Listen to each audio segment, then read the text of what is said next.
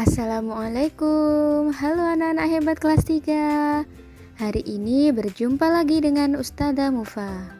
Nah, kita akan belajar tema 2, menyayangi tumbuhan dan hewan. Subtema 3, menyayangi tumbuhan, pembelajaran ke-1 dan 2. Yuk kita belajar bersama. Ustazah yakin kalian pasti bisa.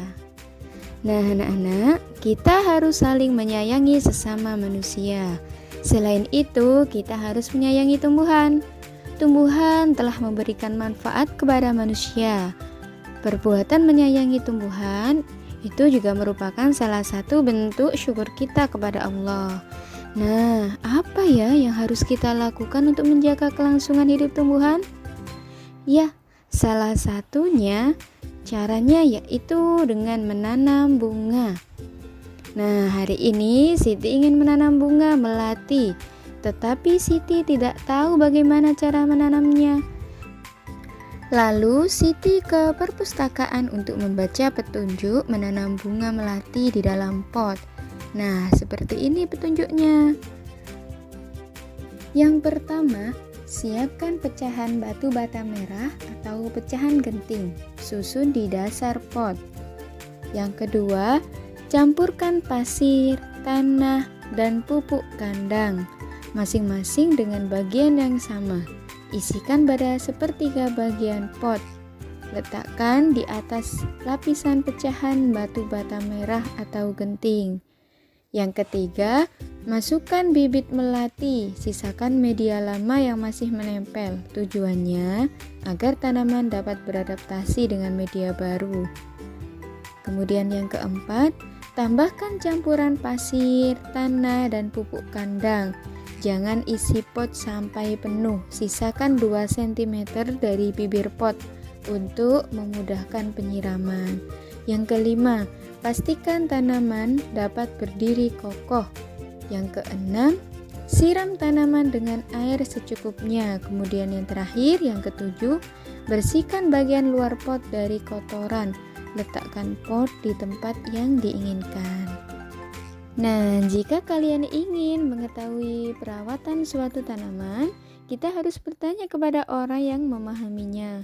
Misalnya, kita bisa mendatangi penjual bunga dan bertanya tentang cara perawatan bunga mawar. Kita bisa mewawancarainya. Nah, anak-anak, wawancara itu adalah suatu cara mengumpulkan informasi dengan mengajukan pertanyaan kepada narasumber. Nah, berikut langkah-langkah wawancara. Yang pertama yaitu menentukan tema. Yang kedua, menentukan narasumber. Yang ketiga, menuliskan daftar pertanyaan berdasarkan tema. Yang keempat, melakukan wawancara. Nah, saat kalian menuliskan daftar pertanyaan, kalian bisa menggunakan kata tanya apa, di mana, kapan, siapa, mengapa, dan bagaimana untuk menggali informasi. Nah, kata tanya yang pertama adalah tadi apa. Nah, apa itu digunakan untuk menanyakan sesuatu hal. Yang kedua, kata tanya di mana, yaitu untuk menanyakan tempat. Yang ketiga, kapan, untuk menanyakan waktu. Yang keempat, siapa, yaitu untuk menanyakan orang atau pelaku. Yang kelima, kata tanya mengapa, untuk menanyakan sebab terjadinya peristiwa. Dan yang terakhir, kata tanya bagaimana. Kita bisa menggunakan kata tanya bagaimana untuk menanyakan keadaan atau cara. Nah, selanjutnya coba lihat, berikut ini adalah contoh hasil wawancara. Laporan hasil wawancara. Narasumbernya adalah Pak Guntur, pewawancara adalah Siti. Nah, kita baca bersama-sama ya. Siti, Assalamualaikum, permisi Bapak sedang apa? Pak Guntur, Waalaikumsalam, saya sedang merawat tanaman. Kemudian Siti, kalau saya boleh tahu, tanaman apa itu, Pak?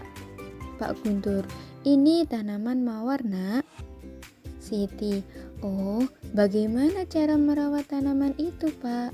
Pak Guntur, caranya cukup mudah dengan menyirami tanaman itu dengan air, memberi pupuk secukupnya, dan menaruhnya di tempat yang terkena sinar matahari agar tanaman tersebut dapat tumbuh dengan maksimal.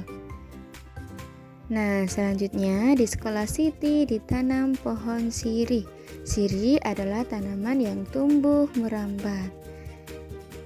Siti dan teman-temannya akan mengukur panjang pohon sirih. Sebelum mengukur pohon sirih, Siti dan teman-temannya belajar tentang garis bilangan. Nah, garis bilangan itu terdiri dari garis dan bilangan. Bilangannya dimulai dari 0, kemudian bergerak ke kanan dengan angka semakin besar atau bertambah secara teratur. Nah, anak-anak, kali ini kita akan belajar mengisi garis bilangan. Contoh seperti ini. Ada garis bilangan, tetapi ada bilangan yang belum muncul atau diganti dengan huruf.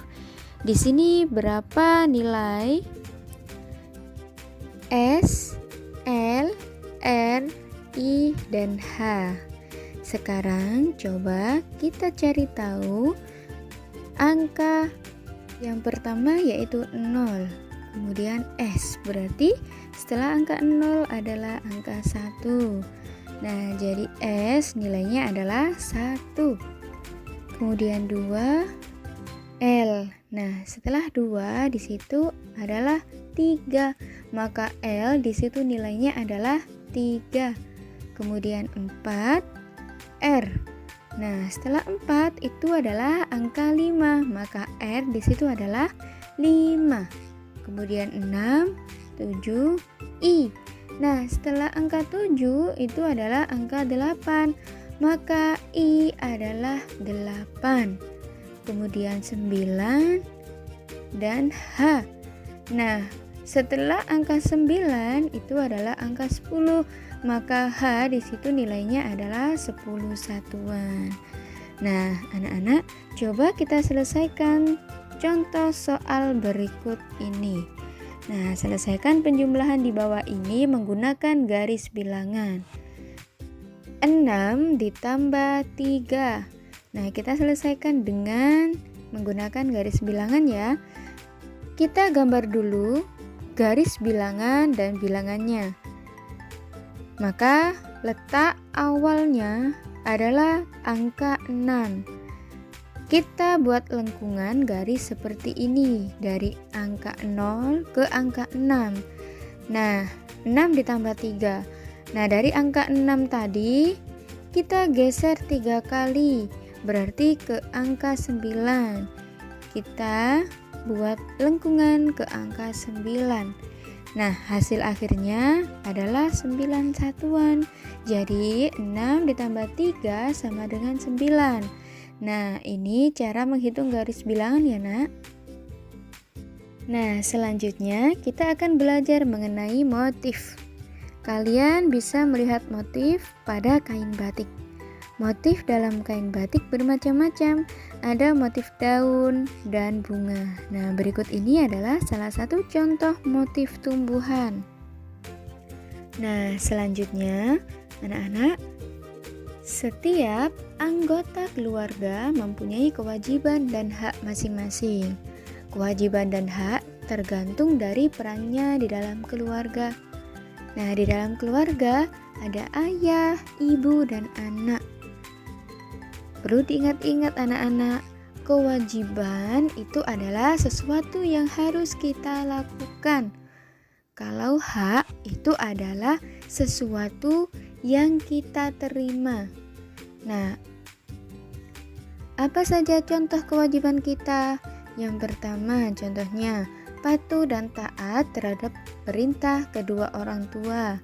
Yang kedua, menghormati kedua orang tua. Yang ketiga, membantu pekerjaan kedua orang tua. Dan belajar dengan giat agar tercapai cita-cita. Nah, jika kamu telah melakukan kewajiban, kamu juga akan mendapatkan hak. Nah, apa sajakah hak yang kalian terima? Berikut adalah contoh-contohnya. Yang pertama, mendapat kasih sayang dari orang tua.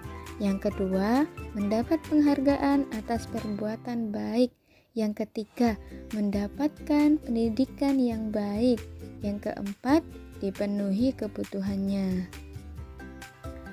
Oke anak-anak, demikian pembelajaran kita hari ini.